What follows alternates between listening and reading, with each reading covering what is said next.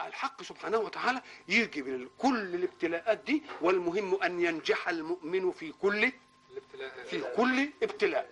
ليه؟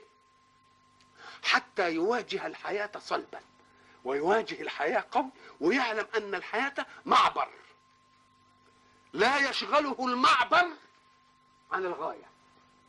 ما دام الحياة معبر بس يبقى لازم اشوف الغاية الايه؟ الغاية الاول. ولذلك يجي الحق سبحانه وتعالى يقول الذين إذا أصابتهم مصيبة قالوا إنا لله وإنا. شوف ما معنى المصيبة؟ المصيبة هو الأمر ينال الإنسان منه مشقة وألم. نقول ده من أصابه، من أصاب الهدف، يعني حاجة شكته كده. المصيبة احنا قلنا المؤمن بيستقبلها استقبالين. الاستقبال الأول أنها مؤلمة له، كونها مؤلمة له على قدر إيلامها يكون ثوابها، على قدر إيلامها. ولذلك لما فرح الكفار بما يصيب المسلمين في بعض المعارك قال الله للمؤمنين به لا تستمعوا إلى هؤلاء الحمقى، إن قالوا لكم في المصائب قولوا لهم لن يصيبنا إلا ما كتب الله لنا. تبقى المصيبة جاية لمين؟ لحسابنا، هناخد عليها جزاء مش علينا. قل لن يصيبنا إلا ما كتب الله إيه؟ كتب الله لنا.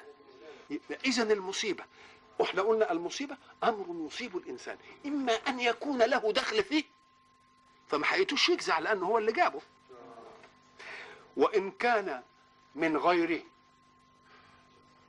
نقوم نقول له عدلا ام ظلما. ان كانت عدل تبقى جبرت الذنب، مش كده؟ وان كانت ظلم يبقى هيقتص ليا. الله، يبقى هاي المصيبه من عملي يبقى ما حقيقتش ازعل لان انا اللي عملته، ازعل على روحك. طيب من غيري عدلا ام ظلما؟ عدلا تبقى جبرت الذنب وخلصنا. طب ظلما هيجي لي انا بقى، يبقى ربنا في عوني انا. يبقى اذا كل المصيبه على المؤمن يبقى خير ولا لا؟ وبعد ذلك يجي يقول طب ايه؟ الذين اذا اصابتهم مصيبه قالوا ايه؟ قيموا انفسهم تقييما حقا. هل انا لي على الله حق؟ ده انا مملوك لله، انا فما يجريه علي يبقى بيجريه في ملكي ولا في ملك انا؟ في ملكي هو، كل شيء في ايه؟ في ملكه. واللي عايز بقى مش عاجبه دي يتأبى على اي مصيبه ويقول لها لا ما تصيبنيش. ما دام انا لا استطيع ان اتأبى على اي مصيبه او اي حدث يبقى انا مملوك لمين؟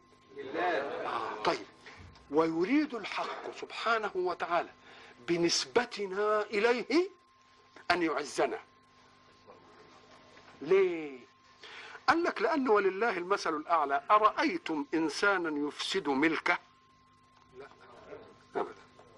يبقى ما دام ملكي يبقى انا ما افسدوش، ده ملكي. هل رأيتم إنسانا يفسد ملكه؟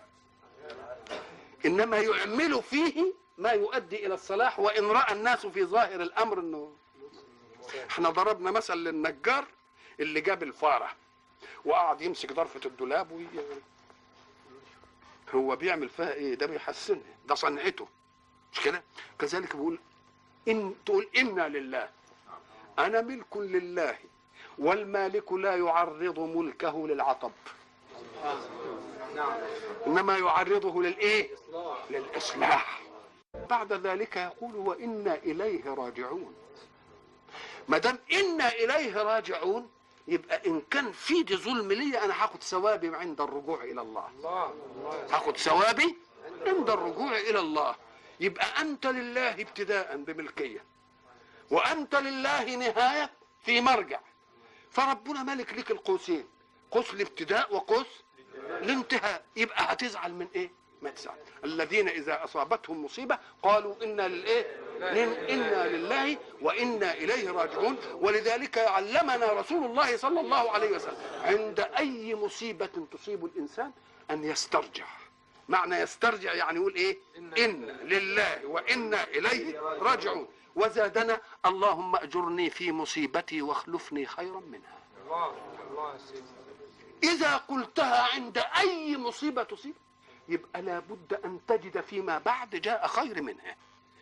إن نسيتها افتكرها وقولها.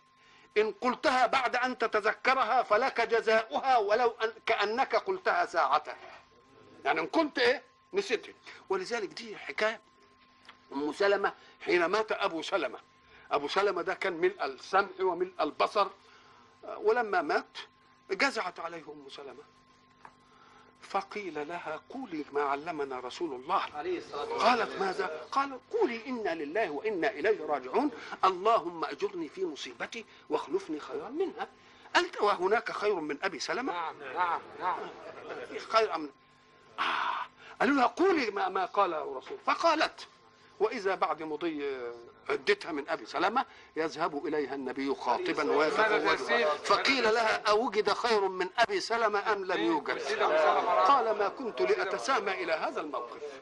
فإذا كل مصيبة تصيب الإنسان يقول عندها إنا لله وإنا إليه راجعون اللهم أجرني في مصيبتي واخلفني إيه؟ واخلفني خيرا منها.